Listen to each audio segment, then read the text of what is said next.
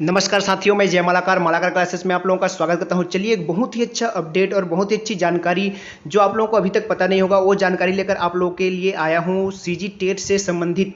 देखिए, CG TET ने जो अभी एग्ज़ाम कराया है 2022 उसके लिए एक संशोधित आपका मार्गदर्शिका जारी किया गया है, नया आदेश जारी किया गया है। उसमें संशोधित जो मार्गदर्शिका है उसमें बताया गया है कि आपके कुछ कुछ बदलाव के साथ इस बार जितने भी टेट एग्ज़ाम होगा या आने वाले टेट होंगे अब के बाद से या फिर अभी से लागू हो जाएगा कि जितने भी एग्ज़ाम होंगे उसमें कुछ बदलाव कुछ संशोधन के साथ में पेश किया जाएगा। तो जो मेन पॉइंट है संशोधन का मैं उनको बताने की कोशिश करूंगा आप लोगों को, या फिर आप निर्देशिका डाउनलोड करके खुद भी देख सकते हैं।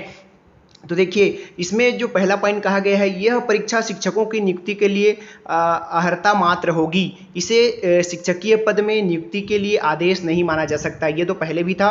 निःशुल्क और अनिवार्य बाल शिक्षा का अधिकार अधिनियम 2009 की कंडिका 2N में उल्लेखित सभी शालाओं में शिक्षकों की नियुक्ति के लिए अनिवार्य अर्हता होगी। देखिए, इसके बिना किसी को भी शिक्षक भर्ती में भर्ती नहीं दिया जाएगा। प्राथमिक और उच्च प्राथमिक के लिए अलग अलग परीक्षा होगी, ये भी सही है। इस परीक्षा में पात्रता हेतु अभ्यर्थियों को न्यूनतम 60% अंक पाना अनिवार्य होगा। देखिए, जो जनरल के होंगे उनको 60% और जो एसटी, एससी, ओबीसी, दिव्यांग वर्ग से होंगे और जिनको विशेष छूट प्राप्त होगा उनको 50% अंक लाना होगा। पांचवा पॉइंट पे छठवां पॉइंट, ये तो सेम था। छठवां पॉइंट, इस परीक्षा में प्राप्त अंक शिक्षक चयन के लिए अधिभार के रूप में, छठवां पॉइंट पे गौर कीजिएगा, इस परीक्षा में प्राप्त अंक शिक्षक चयन के लिए अधिभार के रूप में गणना के लिए उपयोग में लाए जा सकेंगे। अधिभार का निर्धारण नियुक्तिकर्ता द्वारा किया जाएगा। ये मेन और खास परिवर्तन इस बार किया गया है कि टीटी में आपका अंक यदि अधिक होगा तो आपको उसी के आधार पर मेरिट लिस्ट भी बनाया जा सकता है, और ये डिपेंड करता है नियुक्तिकर्ता अधिकारी के ऊपर। जो उसका निर्धारण कौन करेगा? जो आपको नियुक्ति करेगा। तो वे आपके मेरिट क्रम जो शिक्षक भर्ती होगा उसमें व्यापम द्वारा मेरिट जारी करने के पश्चात अगर आपके अंक सेम होते हैं या किसी प्रकार की आपके अंक अगर ज़्यादा है टेट में, तो उसको पहले वरीयता दिया जाएगा, उसको पहले प्राथमिकता दिया जाएगा। तो आपको इस बार की शिक्षक भर्ती में भी फॉर्म भरने में कुछ बदलाव देखे जा सकते हैं कि टेट के अंक उसमें मांग सकता है या फिर टेट का रोल नंबर उसमें मांगा जा सकता है। ये बहुत ही बड़ा अपडेट है, बहुत ही बड़ा बदलाव है कि आपको टेट का टीटी पे अंक के आधार पर जो जितना ज़्यादा अंक पाए होगा उसका रैंक उतना अधिक बनेगा। तो आपको टीटी में भी अच्छे अंक लाने के लिए इस बार जद्दोजहद करना पड़ेगा, अच्छे नंबर लाने की कोशिश करनी होगी। जो जितना ज़्यादा नंबर बनाएगा उसका उतना ही अधिक फायदा होगा। एक बार परीक्षा, अगला देखते हैं 7वां पॉइंट पे, एक बार परीक्षा उत्तीर्ण अभ्यर्थी के लिए वैधता आजीवन रहेगा। देखिए, इससे पहले जितना भी टेट होता था उसको 7 वर्ष के लिए दिया जाता था। अब की बार इस टेट में लिखाया जाएगा आजीवन करके, है ना। ये आजीवन एक बार अगर आप निकाल लिए तो आजीवन वह चलता रहेगा, मतलब वैलिड रहेगा।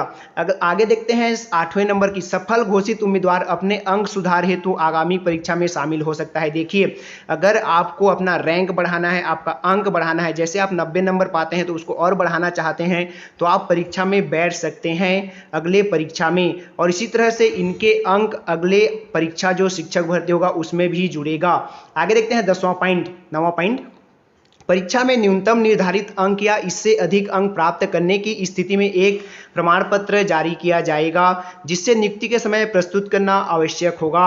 अन्य अभ्यर्थियों को केवल अंक पत्रक दिया जाएगा। जो पास होगा, जिसका अच्छा अंक होगा, उसको एक ई प्रमाण पत्र सर्टिफिकेट जारी किया जाएगा, जो कि जारी किया जाता है, अब भी जारी किया जाएगा। तो इसमें मेन बदलाव जो था 2 पॉइंट था कि आपको टेट के नंबर के आधार पर मेरिट क्रम भी जारी होगा। अगर ज़्यादा अंक होगा तो आप ऊपर रहेंगे, कम अंक होगा तो नीचे रहेंगे।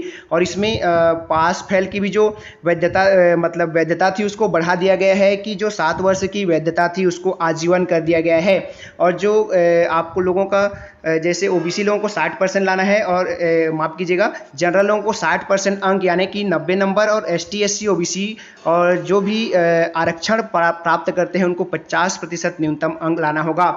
प्रतिशत का मतलब यहाँ पर है 150 में आपको लगभग 75 नंबर लाना होगा। 60% का मतलब है 150 में 90 अंक लाना होगा। तो ये थी बहुत बड़ी जानकारी। अगर जानकारी अच्छी लगी हो तो वीडियो को ज़्यादा से ज़्यादा अपने दोस्तों तक शेयर करें, और इसी तरह की लेटेस्ट जानकारी के लिए आप हमारे मालाकार क्लासेस की टेलीग्राम चैनल से भी जुड़ सकते हैं और हमारे चैनल को सब्सक्राइब कर सकते हैं। नमस्कार, धन्यवाद।